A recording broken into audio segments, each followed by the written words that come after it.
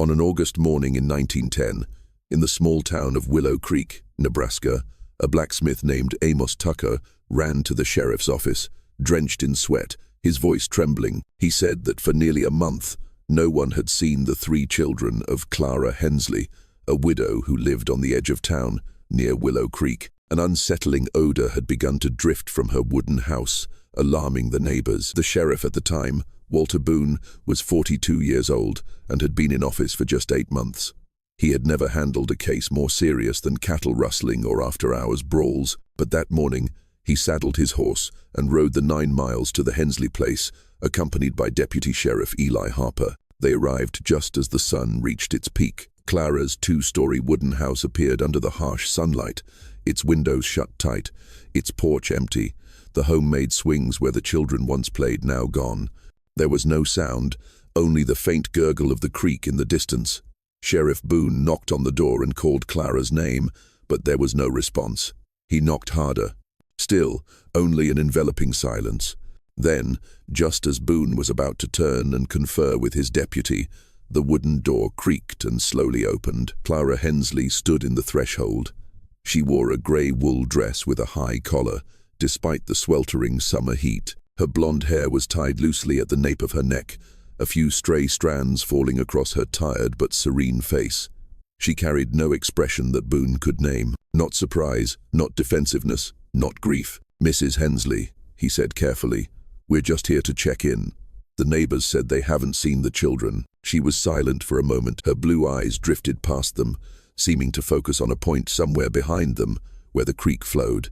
Then she gave a faint nod, as if remembering her role. "They are resting," she said, her voice as light as the wind. "Please don't disturb them." She stepped back, leaving the way open. Boone hesitated only a second before entering.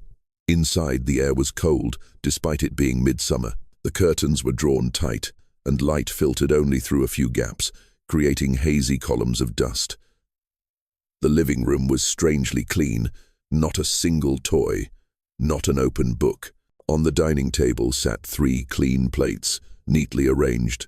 When Deputy Harper stepped into the kitchen, he stopped abruptly. On the windowsill, next to a withered potted plant, were several empty medicine bottles. Their labels read chloral hydrate, a common but powerful sedative. Boone turned back to look at Clara. She was standing in the middle of the living room, her hands hanging limply at her sides, her gaze fixed on the wooden staircase leading to the upper floor. "They have been tired for so long," she said, her voice even, almost tranquil. "Now they are at peace." And that was when Boone knew he didn't need to check the upstairs bedrooms immediately. He would. But in that moment, every instinct screamed that this was not a case of missing persons or an accident. This was something else, something planned, born from the silence that had lingered for too long in Willow Creek. To understand what happened inside the wooden house by Willow Creek, we must go back in time, before the silence took hold, and before Clara Hensley became the woman with empty eyes who said her children were finally at rest. Clara Morgan married James Hensley in the autumn of 1898.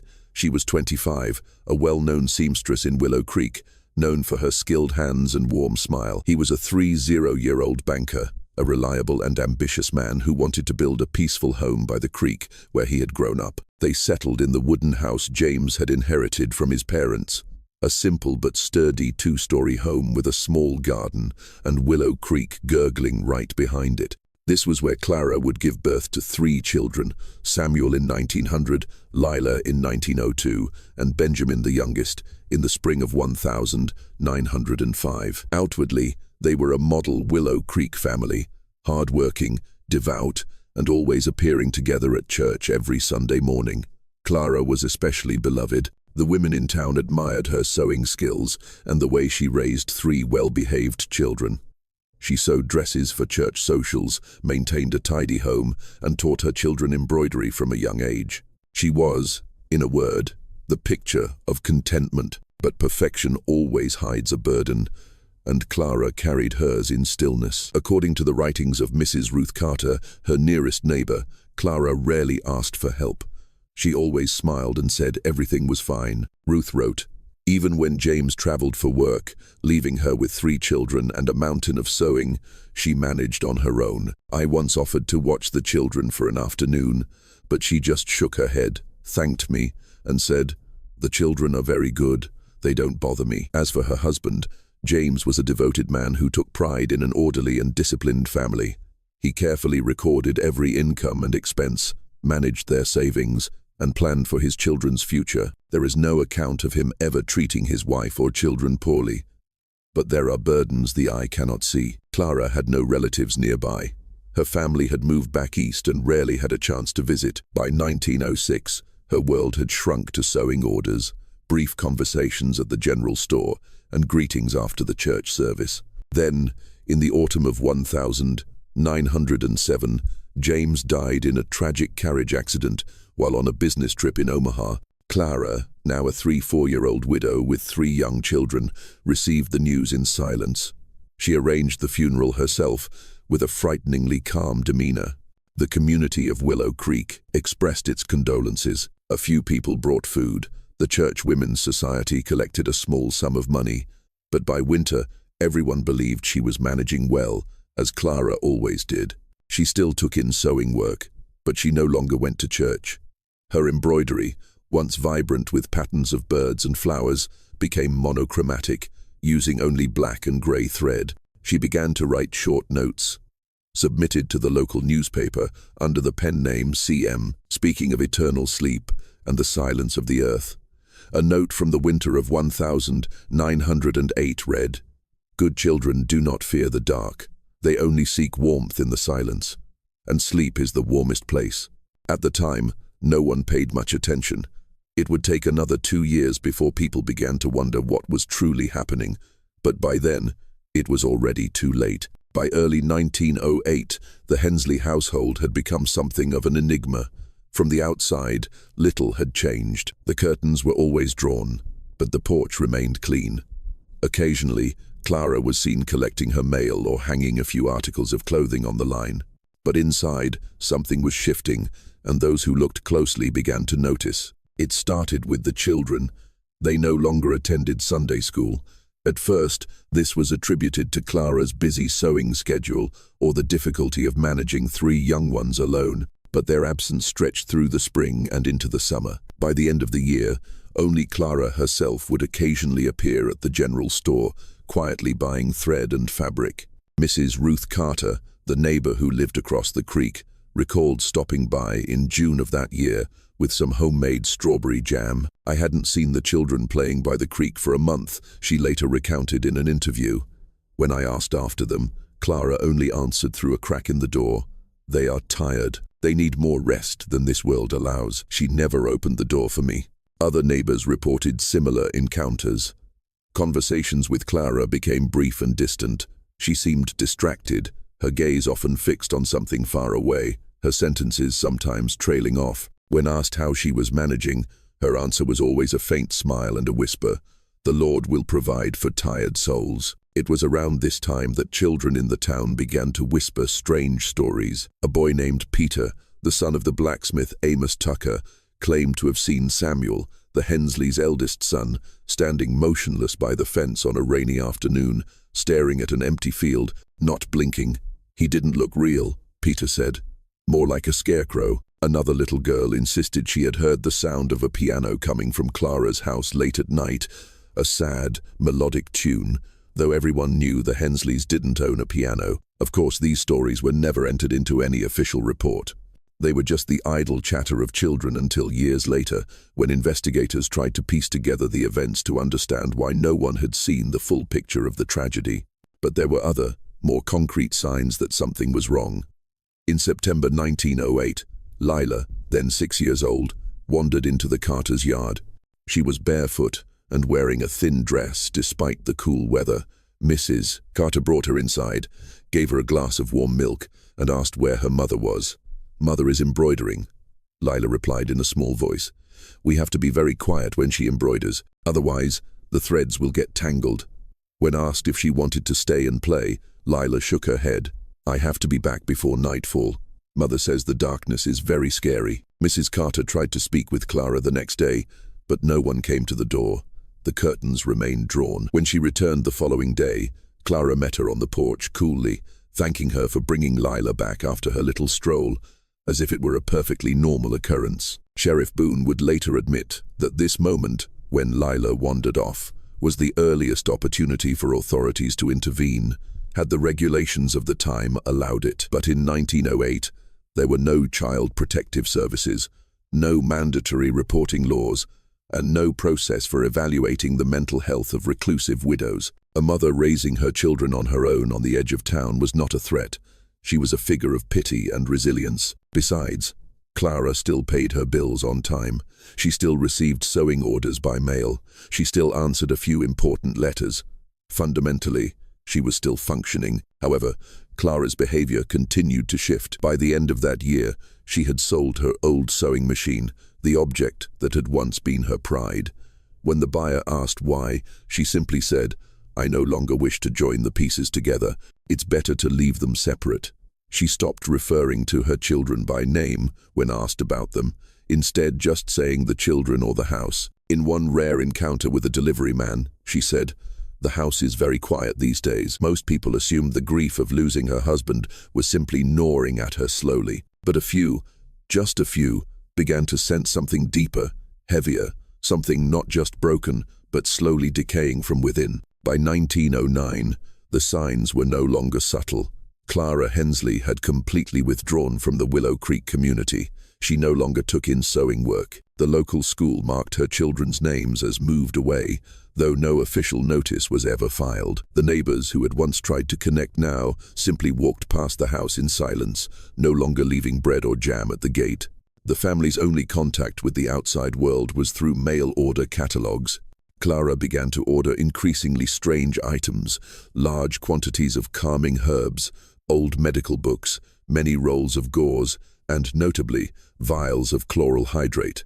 One final order contained nothing but 3 sets of white children's clothing and spools of black silk ribbon. What she did not order, what made the local deliveryman quietly wonder, were any toys or books for the children. No storybooks, no dolls, no wooden block sets. For a woman once known for teaching her children embroidery and poetry, this was unusual. But again, no one did anything. After all, Clara still paid for her orders. She wasn't bothering anyone, and small communities in Nebraska in the early 20th century operated under an unwritten rule. You don't meddle in your neighbor's business unless there's smoke coming from the roof. No one saw smoke. No one wanted to look any deeper. In October 1909, a traveling pastor named Jonathan Miles stopped at the Hensley property to ask for a glass of water. His account, recorded after the tragedy the following year, offers a fleeting outside glimpse into the household during this final period. He recalled approaching the porch and hearing a murmuring sound, not a song, but a soft, steady voice, as if reading a long list. He knocked, and the voice fell silent. A heavy silence followed before the door cracked open. Clara stood just inside. She did not greet him or ask what he needed. He politely explained and asked for some water. She stared at him for a long moment before replying, "The creek is just behind the house." Then she closed the door. He remembered seeing a small figure standing motionless in the dark hallway behind her, perhaps one of the children. But the house was too dark, and he couldn't be sure. By the end of 1909, the garden was completely desolate. The place that was once Clara's pride, with its rows of roses and marigolds, was now just a patch of dry weeds. The clothesline behind the house was never used, even on sunny days. The only sign of life was an occasional flicker of a curtain or the faint creak of floorboards at night. Then came the incident with Benjamin. He was the youngest, only 4 years old. One afternoon in late November, he was seen sitting alone by the creek, shivering in a thin shirt, his bare feet in the cold water. A neighbor, Mr. Carter, brought the boy back to the house and knocked on the door. Clara opened it almost immediately. She did not thank Mr. Carter. She did not ask what had happened. She only said, "He knows he's not supposed to go out," and pulled the boy inside, shutting the door firmly. The next day, Mr. Carter swore he saw a wooden plank nailed horizontally across the inside of that door, right at the level of the doorknob. When asked about it later, he just shook his head and said, "That house didn't feel like a home anymore.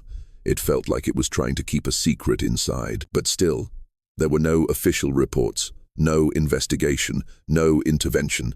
No law had been broken, no complaint had been signed, no authority was willing to act on whispers alone. And so the silence continued to thicken. Clara's world shrank, and with it, so did the life inside the wooden house by the creek. The final descent, by most accounts, began in the early summer of 1910.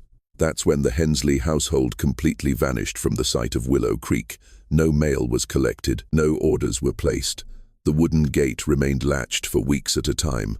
And most disturbingly, no one saw or heard the children anymore. Not a single playful shout from the creek, not a cry of frustration, not even the patter of feet on the porch. This stillness might have been overlooked in a busier place, but in Willow Creek, where everyone knew each other's routines, it sowed a quiet unease. The first to speak up was Mrs. Carter, the neighbor across the creek, a woman who, in her own words, always felt when something was wrong in the air. She told her husband she had seen Clara standing by the creek at dawn, completely motionless, wearing only a thin nightgown, staring into the flowing water. She looked like a ghost, Mrs. Carter said, like someone waiting for her boat. Others began to report oddities.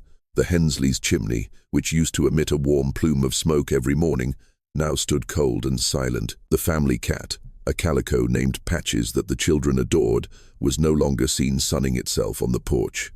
A shepherd boy swore he saw a small, freshly dug mound of earth in the Hensleys' backyard. But when his father went to look, there was only a messy pile of dirt. A deliveryman passing by noticed something else. The windows on the second floor were no longer covered by fabric curtains, but by thick, dark blankets, pinned tightly from the inside, as if to block out any light, or perhaps to prevent something inside from looking out.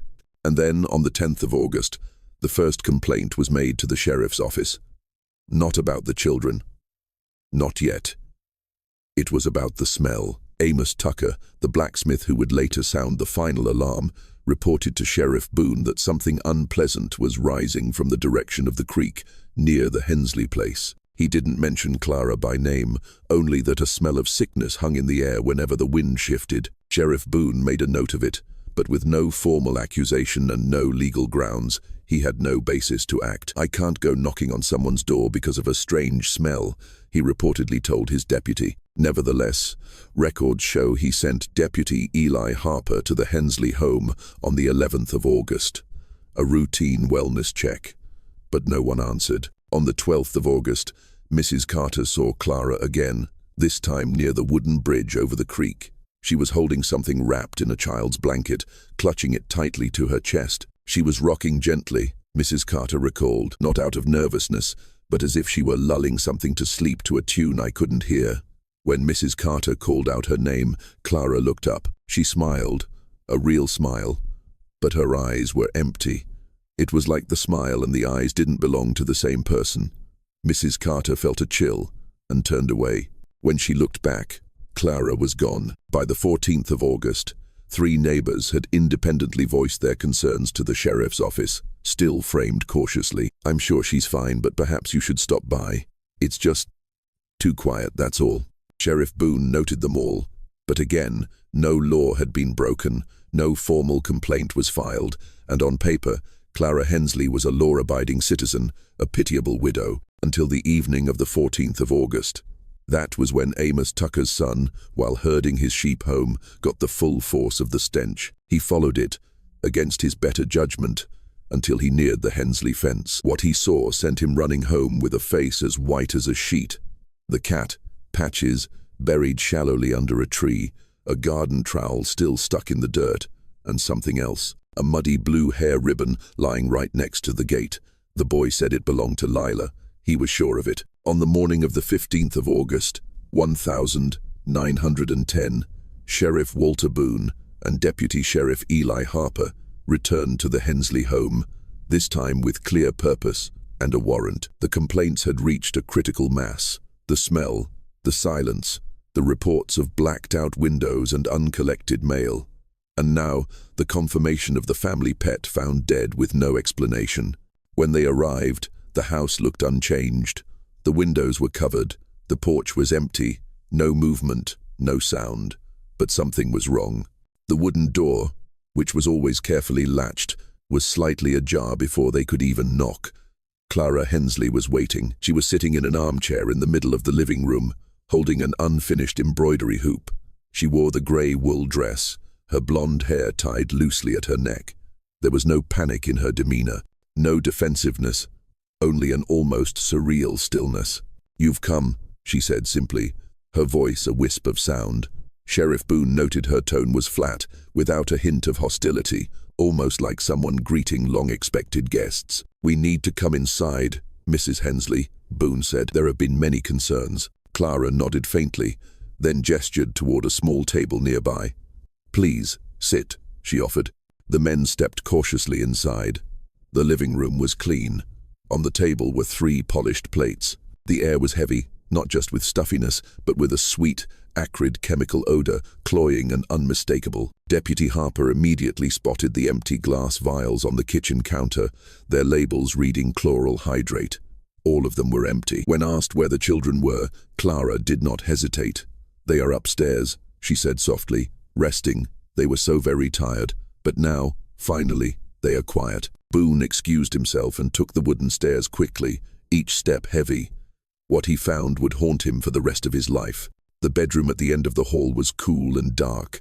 Thick blankets had been nailed to the window frames. The only light was a thin sliver coming from under the door. 3 small beds were pushed against the walls, each one neatly made, and on each bed lay a child. Samuel, Lila, and Benjamin lay under white sheets, their faces pale, their bodies still, their hands placed neatly on their chests. They looked peaceful, too peaceful. Sheriff Boone approached the middle bed, Lila's, and touched her wrist. Cold, a lifeless, unmistakable cold. He quickly checked the other 2 children. No movement, no breath, not a trace of color. Samuel still had a serious look, dressed in his best suit. Benjamin, the youngest, was curled up, holding a small wool-stuffed animal, his eyes half closed as if in a dream. Each child appeared to have been dead for at least several days. Downstairs, Clara continued to speak, her voice even. "Lila used to be afraid of the dark," she said, seemingly to an invisible person. "These walls couldn't keep her fear out. I tried telling her stories, but she always knew. She always felt it." Deputy Harper asked what she meant, what it was. Clara looked up at him with a distant sadness. "I don't think you would understand." When Boone came back down, his face ashen with shock, he signaled to his deputy, "Get the county doctor, Mr. Henderson, immediately." Clara did not resist when they asked her to come with them. She didn't ask what they had found. She didn't cry. Instead, she walked to the small table, picked up her embroidery hoop, sat back down in her chair, and began to sew grey stitches, humming a familiar lullaby. She sewed, slowly, calmly. "They're safe now," she whispered once, almost to herself. "I did what a mother had to do." Dr. Henderson, the county physician, arrived late that afternoon with 2 assistants. His report later confirmed the sheriff's initial suspicions. Each child had ingested a fatal dose of chloral hydrate, most likely mixed into warm milk. There were no signs of a struggle, no injuries, no external trauma. They had simply slipped into sleep. One by one, as Dr. Henderson examined the children, he reportedly paused at Benjamin's bedside and said quietly, "This was not cruelty. This was sorrow, neatly arranged." Downstairs, Clara had stopped humming. When Sheriff Boone asked her why she did it, she answered without a trace of hesitation, "They were never going to make it. I saw the future, the loneliness, the fear, the scorn. I did what any mother would do if she truly loved her children." No one answered. What answer could there be? The official investigation into the deaths of the 3 Hensley children began the very next morning, the 16th of August, 1910.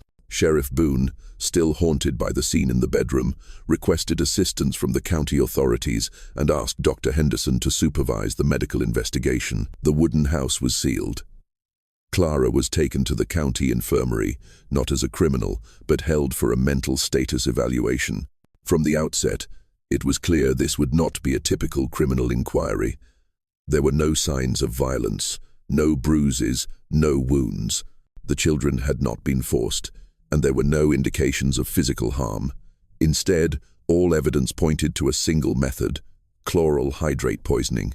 Chloral hydrate, a powerful sedative, was fairly common in 1910. It was used to treat insomnia, anxiety, and what was then called female hysteria. Clara was determined to have legally purchased it through several mail-order catalogs, primarily from a pharmaceutical supplier in Chicago. Deputy Sheriff Eli Harper found receipts confirming at least 5 purchases over the past 6 months. Each time, the quantity was small enough to avoid suspicion, but enough to be lethal if used with calculation. And Clara, it seemed, had been very calculating. In a small wooden box hidden under the floorboards of her bedroom, investigators discovered an old embroidery notebook. Inside, instead of sewing patterns, were short entries written in pencil, the handwriting becoming increasingly shaky and forceful. The 5th of August. Sleep is the only gift I have left to give them. The 7th of August. They will not find them in the stillness. The 10th of August. I sang to them. This time, they will not wake up. These notes had no recipient. They were not letters or a diary. They were like monologues, final thoughts put to paper.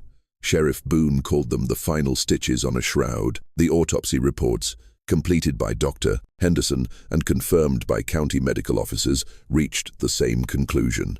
A lethal concentration of chloral hydrate in the body, consistent with a high-dose sedative ingestion. Warm milk residue was found in the stomachs of Lila and Benjamin. Samuel, the oldest at 10, showed signs of slight resistance, suggesting he may have realized something was wrong, but was too late to resist.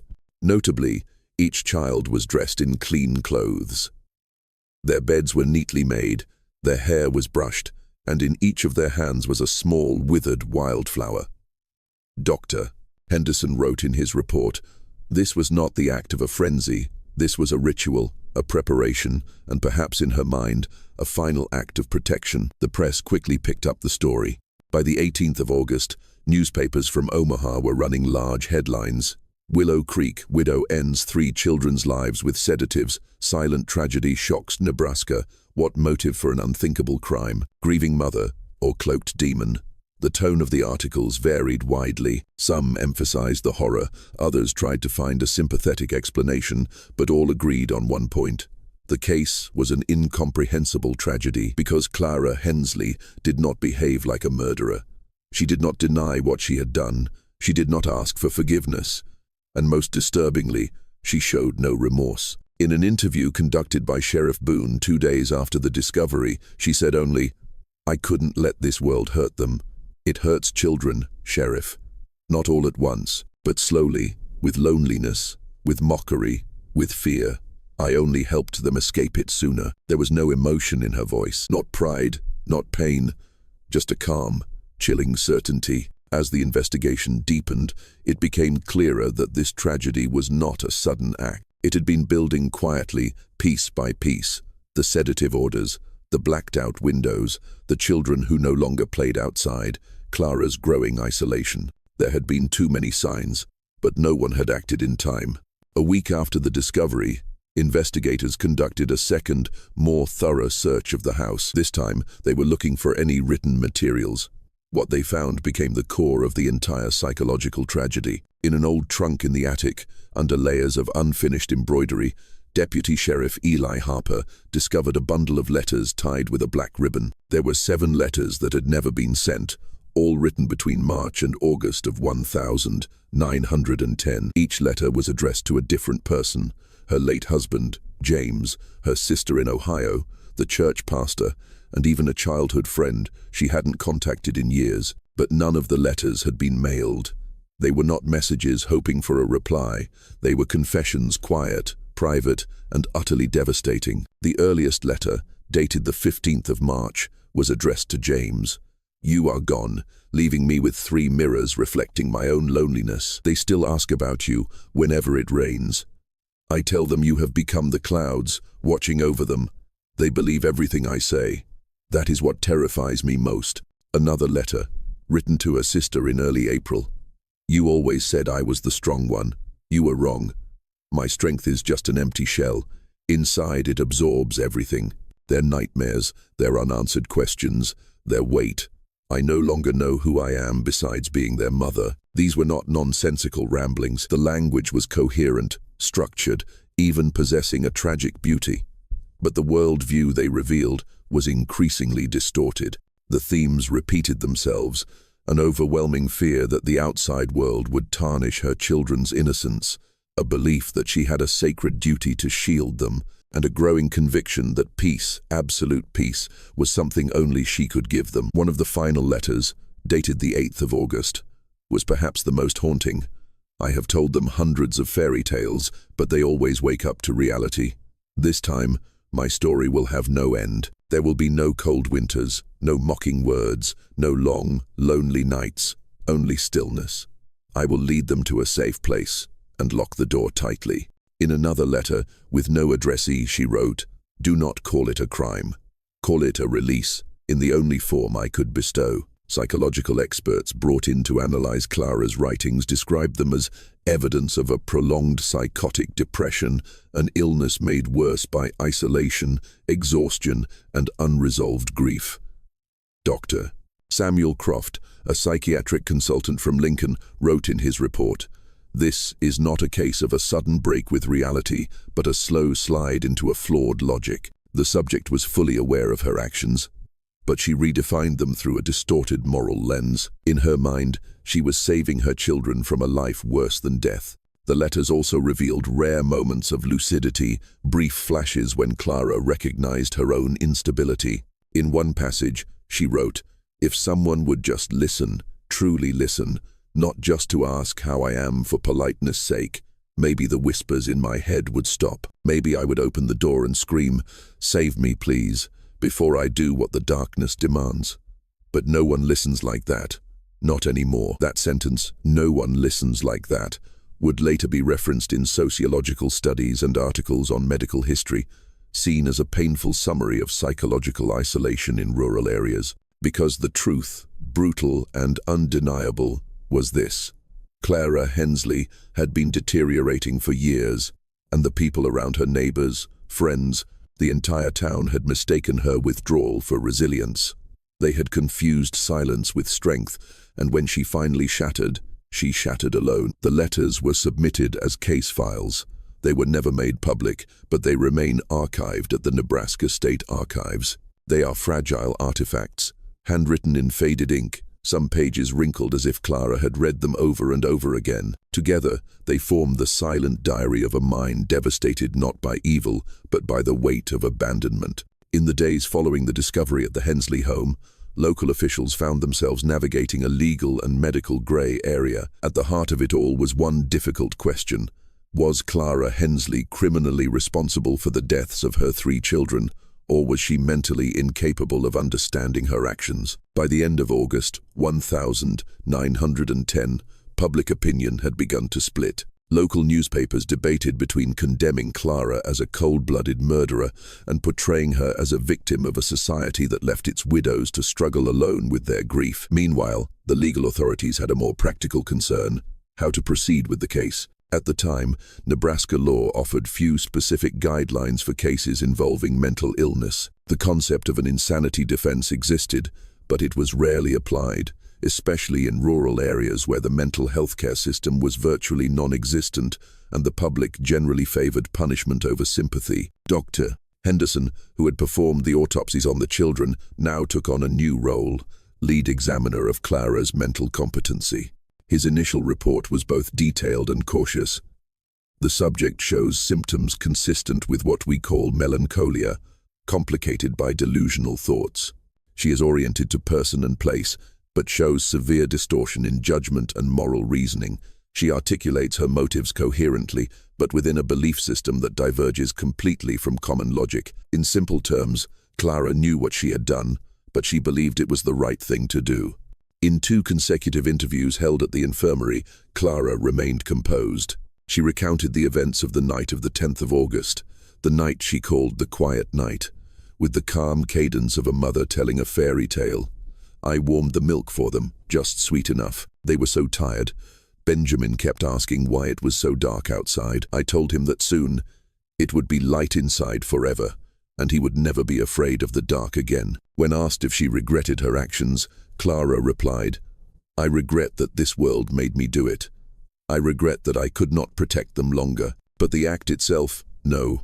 I do not regret saving my children from a life I knew they could not endure. These words, though spoken softly, deeply unsettled those present. Sheriff Boone later told a reporter from the Omaha Daily Bee, "It wasn't madness as people imagine it.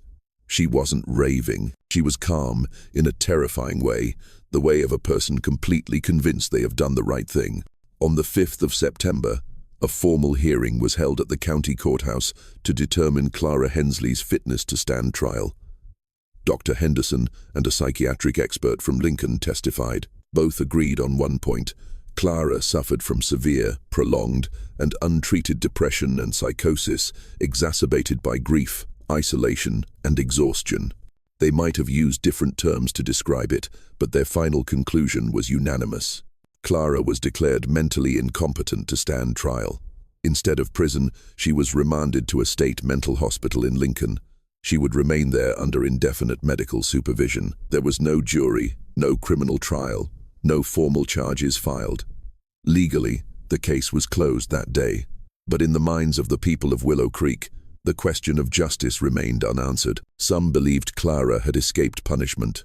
Others believed she had already endured a punishment more cruel than any prison, and many more began to ask deeper questions. What would have happened if someone had intervened sooner? Why were the warning signs, so clear in hindsight, ignored? And how many other women were living on the edge of the same silent abyss? Those questions, of course, would not find answers in 1910. They would be whispered behind closed doors, then fade into silence, just like the letters Clara never sent. After the Hensley tragedy, as the newspaper articles faded and the legal proceedings concluded, the attention of the people of Willow Creek turned to a question no one dared to ask aloud, but everyone thought in private. How long had we known something was wrong?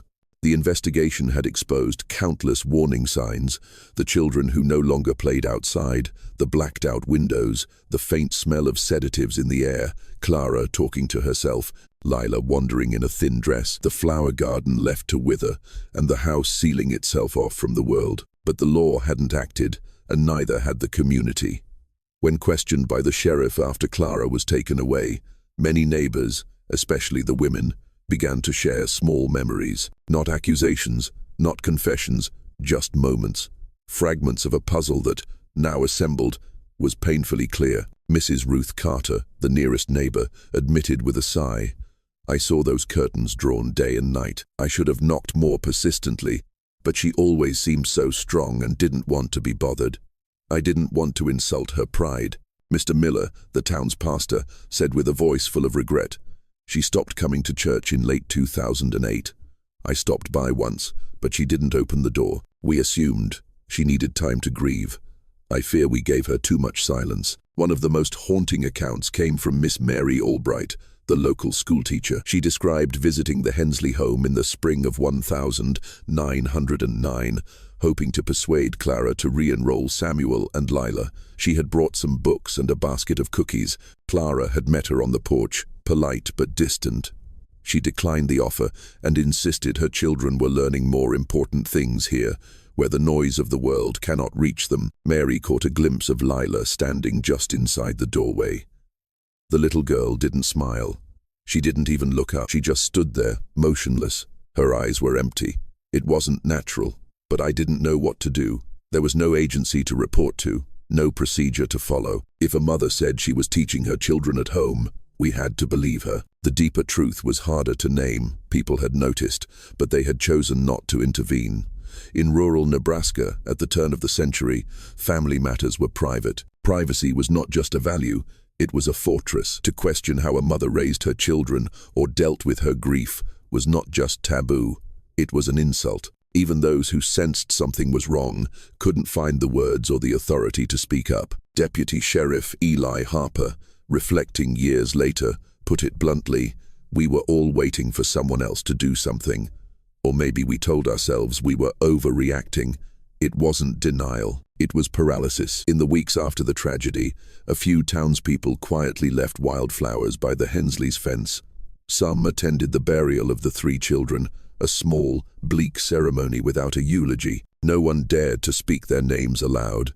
One woman brought 3 cloth dolls and placed them neatly under the old oak tree near the gate. She didn't explain why, She didn't need to. The silence that had enveloped the Hensley house for years did not disappear in the end. It simply echoed forever. For those who lived in Willow Creek, the guilt remained. Some tried to justify it. She was always a private person. We thought she would ask for help if she needed it. She was a proud woman. She wouldn't have wanted pity. Others didn't bother with excuses. They simply stopped speaking of it altogether, because the truth wasn't that no one knew. The truth was that everyone knew a little, and no one knew enough, or had the courage to ask the rest. After Clara Hensley was declared mentally incompetent and transferred to the hospital in Lincoln, the town of Willow Creek did what most towns do after an inexplicable tragedy. It tried to forget. The Hensleys' wooden house remained sealed for many months. The sheriff's office posted a notice on the gate declaring the property under county custody. Weeds grew over the entryway, paint peeled from the window frames. No one cut the grass. No one asked about repairs. Gradually, the house simply blended into the surrounding landscape, like a sad, abandoned memory. Mr. Peterson, the county's estate officer, was assigned to catalogue Clara's remaining assets. He compiled a short list: 3 small wooden beds, an old sewing table, a chest of fabrics, and a few fairy tale books, most with small notes in the margins in Clara's handwriting, notes about the story's meanings, which ended abruptly around early 1909. A family notebook was found, its yellowed pages recording the birth dates of the 3 children in Clara's elegant script. Below the name of Benjamin, the youngest, she had once written, "May you always find the light in the long nights." These words were later circled multiple times in pencil. Investigators believed she had done so in the final days before the tragedy. The children were buried in the town cemetery on a windy autumn afternoon in September 1910. 3 simple granite headstones were placed side by side, engraved only with their first names and their dates of birth and death. The burial costs were paid for by a church fund. Clara was not permitted to attend. Only about 10 townspeople were present. No songs were sung. The pastor read only a short prayer. In the words of Mrs. Ruth Carter, "It was the quietest funeral I have ever witnessed, but somehow its sound echoes forever." Clara remained at the Lincoln Hospital for the rest of her life. Hospital records describe her as a quiet, cooperative patient who lived entirely in her own inner world. She followed all the rules. She helped fold linens. She sat quietly during group activities. But she never once mentioned her children. Not once. Not by name. Not in her sleep talk. Not even in the dreams that were recorded. A nurse who cared for Clara in her final years recalled that she often spent hours by the window, holding 3 small cloth dolls she had made herself. She would whisper to them, comb their yarn hair, and sometimes sing soft lullabies. She took care of them, the nurse said, as if they were real children who were sleeping. She protected them from noise, from bright lights. To the very end, Clara believed her children were with her, safe and at peace. In one of the last notes about her, recorded by a doctor in 1928, she was reported to have said, "We finally found the quiet. They are resting now. That is all a mother could ever want." She died of pneumonia in the winter of 1929 at the age of 56. Her body was handled by the state. No relatives came to claim it. Her ashes were buried without ceremony in an unmarked plot in the hospital cemetery. The grave marker had only a number, 782, no name, no memorial. As for the house, it stood there, desolate by the creek, for another 5 years. The village children told spooky stories about it. Some swore they saw a flickering candlelight behind the blacked-out windows. Others said that on full moon nights, they could hear a sad lullaby coming from the house, mixing with the sound of the creek, but no one dared to go near. No one repaired it. In 1934, a powerful tornado swept through Willow Creek. When the storm passed, the Hensleys' wooden house was gone, leaving only a bare foundation and a few splintered planks. People said the tornado seemed to have targeted that house alone. There was no investigation. No one asked for one. In the words of the retired Deputy Sheriff Harper, it was as if the very winds of Nebraska had decided it was time to erase that story. But forgetting is never absolute. Never. Because the story didn't disappear. It just seeped into the soil, passed down in whispers from one generation to the next. A cautionary tale, a local legend, a lesson too painful to be recorded in history books, yet too heavy to be completely forgotten. To understand how a woman like Clara Hensley could slip through every social and medical safety net of her time, we must first acknowledge a stark truth. Those nets did not exist. In the early 20th century, America's understanding of mental illness, especially in women, was rudimentary and full of prejudice. Conditions that we now recognize as depression, anxiety, or post-traumatic stress disorder were often lumped together under a single, flawed, and derogatory diagnosis: female hysteria. Hysteria was a vague term used to explain everything from fatigue and insomnia to deep sadness. It was not seen as a medical issue to be treated, but as a moral failing, a failure of will, a lack of maternal instinct, a sign that the woman was, by her very nature, not strong enough for the role society had assigned her. And that role, in rural communities like Willow Creek, was incredibly harsh. Life on the plains demanded near-total sacrifice from mothers. Women were expected to raise children, manage the household, tend a garden, preserve food, sew, care for the sick, and endure it all without a word of complaint, without support, and with almost no rest. To ask for help was to admit weakness. To break under the pressure was to bring shame upon the family. Clara Hensley, a talented seamstress, a devoted mother, a loving wife, entered widowhood at 34 with 3 children and no real social support system. There were no widows' pensions, no childcare services, no mental health counselors, and no language to describe the suffering she was experiencing, even if she had been allowed to speak it. Dr. Henderson, the county physician who examined Clara, wrote privately in a medical journal found years later, "We cannot heal a wound we cannot name." Her despair had no diagnosis, and thus it had no treatment, and thus it festered in her soul. Cases like Clara's were more common than one might think. From the late 19th to the early 20th century, records from asylums across the Great Plains of America show a significant increase in the number of women committed for what was called domestic collapse. The terminology varied: nervous exhaustion, religious melancholy, moral insanity, but the underlying causes were consistent: overwork, prolonged grief, and the toll of extreme isolation. Some women, like Clara, withdrew into their inner worlds until they completely broke. Others quietly disappeared into institutions, where they lived out their lives labeled unstable without ever receiving real care. Very few of them were seen as victims, and even fewer were seen as people in need of rescue. The religious beliefs of the era compounded the problem. Many churches preached that suffering brought salvation, reinforcing the idea that hardship was a test of faith, not a reason to seek help. A woman who struggled was advised to pray harder. A tired woman was reminded to be grateful she had children at all.